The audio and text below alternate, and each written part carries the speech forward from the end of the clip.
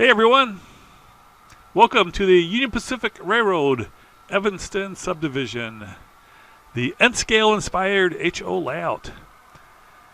My name is Daryl Kruse, owner and builder of the layout, and your host for a special equipment video featuring coal trains, finally on the Evanston Sub.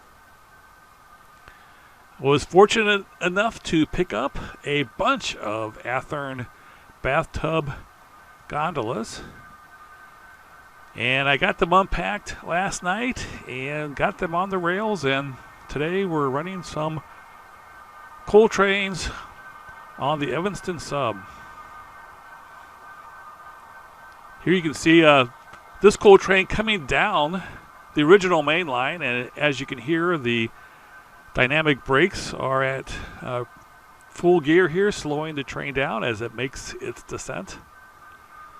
What you're looking at right now are the brand new Athearn bathtub gondolas in Union Pacific paint scheme. Get a good look at these cars. I really like these cars. The bathtub gondolas are probably a little bit older than I would like, but they're still, I think, very fitting for this railroad and for the Evanston Sub. After doing some research on the Evanston Sub and some of the coal train operations that take place, most of it is transporting coal from Wyoming coal mines to coal-fired coal plants in our power plants in Nevada. And I was just looking on the internet about coal-fired electric plants in Nevada, and it looks like they're pretty much all gone. So this is not a train you would see, I think, too much anymore. Maybe there still is some going somewhere else, but I think coal trains are getting less and less common, but not on the Evanston Sub taking place in my basement. I definitely like coal trains, and so I'm definitely going to have them on the layout. I'm kind of setting the time era for this as modern, but I'm not going to try and always keep it completely up to date, modern as of today. I'm pretty much shooting for 2015. That's kind of where I was setting the Geneva subdivision. And the reason I picked that particular year is because you had the Tier 4 locomotives coming into production and starting to run on the rails, and you still had an abundance of coal trains. It's amazing how much coal trains have declined in just the last 7 years. So we're going back to 2015. That's probably where I'll keep things on the layout, and we're definitely going to have some coal trains on the layout. Now, even for 2015, these bathtub coal cars are still pretty old, so I'm going to have to weather them quite a bit. And I was able to get enough to have 39 cars for each train. And I'll have one train with loads going in one direction and one train with empties going in the other directions. So the loaded ones will go from Wyoming to Nevada. That'll be westbound. The empties will be from Nevada back to Wyoming. And that, of course, will be eastbound. As I said, these are still pretty old for 2015. I am going to also be adding some Bethgon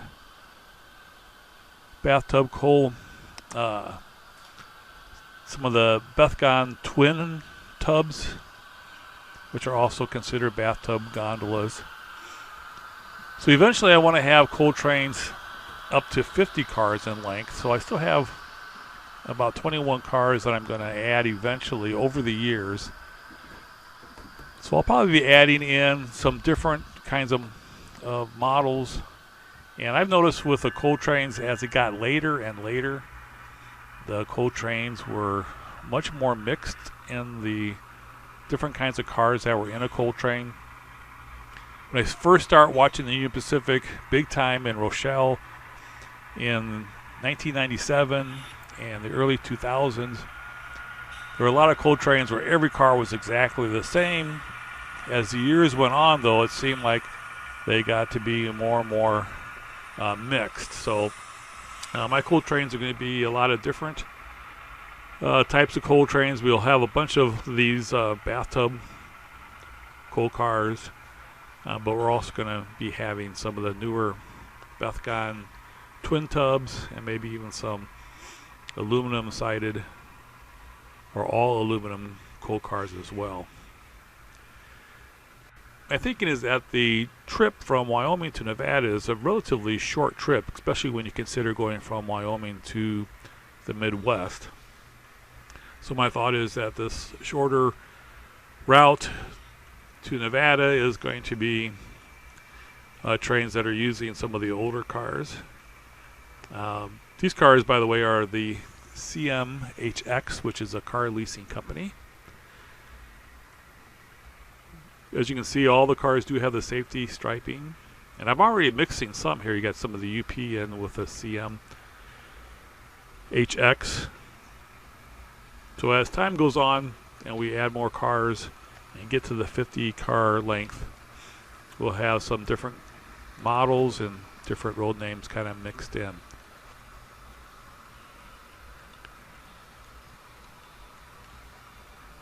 These are made by Athearn, and they're part of their ready-to-run line. And so the cost was about $27, $28 a piece. I got the 3 packs from Lombard Hobbies, of course. They were very nice to hook me up with a bunch of these. As we see a DPU unit, also known as DUPS or a DUP in locomotive engineer slang. So these coal cars will definitely have, or these coal trains will definitely have some DPU units pushing. So we have a couple of locomotives in the front and then one locomotive in the back pushing. So here you can see the CMHX cars heading eastbound, and then they're going to be meeting the westbound train coming in the other direction. Now these all have loads in them. I don't have it set up where I can run all the way through around. I basically have to move the locomotives and switch directions when I get to the staging yards or when I get to the end of the main line at Wasatch. So I'm just going to leave the loads in for now. Eventually, when I get the main line completely done through the helix and the upper level and everything, where we can do a complete run without having to turn the engines around, I'll have one set of these cars without the loads to represent the empties going back.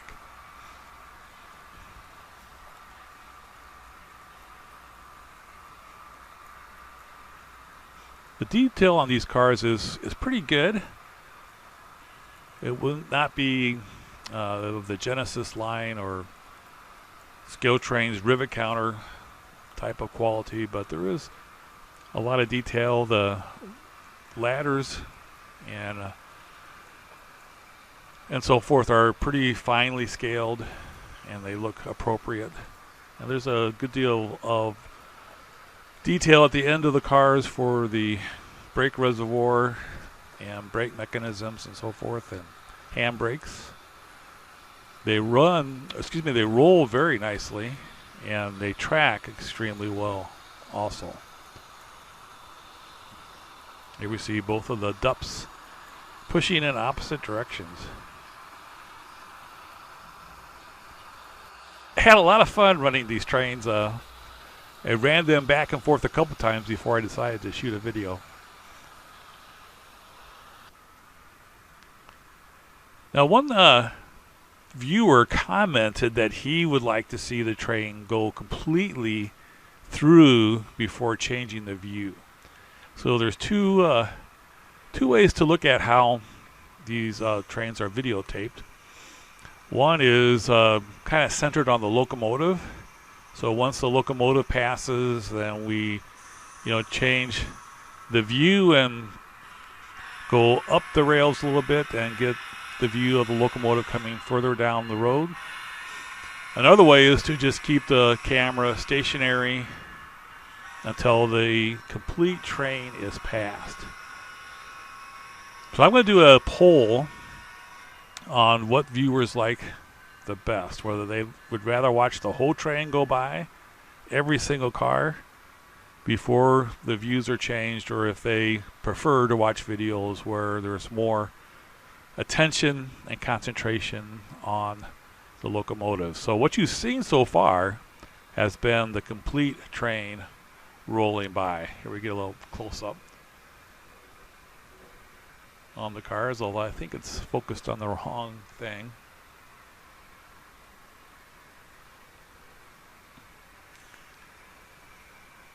So give that some thought, how you prefer to watch the trains go by. If you like to have it concentrating on the locomotives, or if you want to make sure you watch the entire train go by. As I said, so far it's been the entire train as we've been watching these coal trains. Towards the end of this video, we'll switch over to concentrating on the locomotives.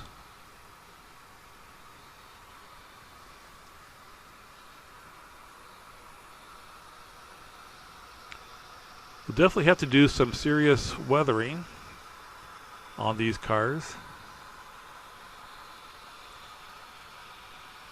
as they were around in the late 70s, I think, early 80s, so they've been around for quite a while. By 2015, they're pretty old. Here we have the train coming through the Castle Rock area. This is a good example of depth of field. You can see the track in the foreground is in focus, but the train is not in focus. And what I do is I always set the camera on wide angle. And it's not on wide angle right now, it's on just the regular. Now we're back to the wide angle. When you put it on wide angle, it improves the depth of field for the videos. So I almost always put it on wide angle, and then you also put the camera on the wide angle corrections.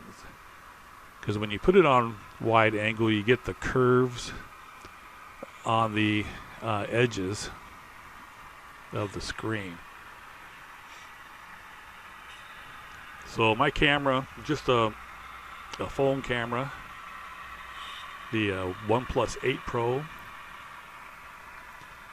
You can put it on wide angle, but then it also has a wide angle correction mode. So you get the depth of field that you're looking for with without having the distortions on the edges of the screen.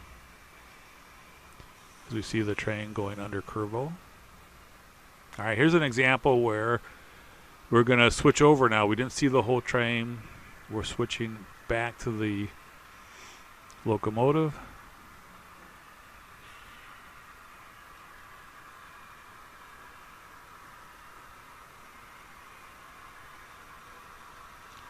Now we're pulling around the peninsula and heading towards Wasatch on the modern mainline.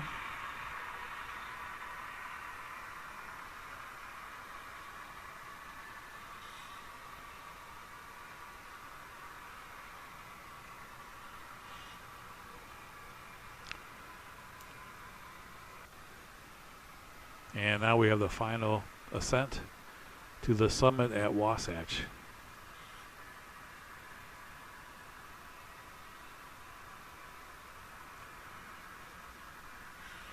One thing that also helps with the videos is I have the room extremely well lit. So lots and lots of light also helps with the video And it does, the more light you have, the more depth of field that you'll be able to have also. And we're coming now to the end of the road. One thing you may have noticed is I have been painting the track, so I am making progress on doing the scenery. I am hoping to have that done before the weekly update this Sunday, so make sure you check that out. Gonna get some color and texture on the Castle Rock area as you see the entire train coming up the Wasatch grade. Here's a little bit more in-depth look at the cars. So the printing is very well done, very sharp, and as you can see, the ladders and the end detail is pretty crisp and fine. Looks like it's to scale, not oversized like they are a lot of times. And you do have a fair bit of brake detail at the end of the car.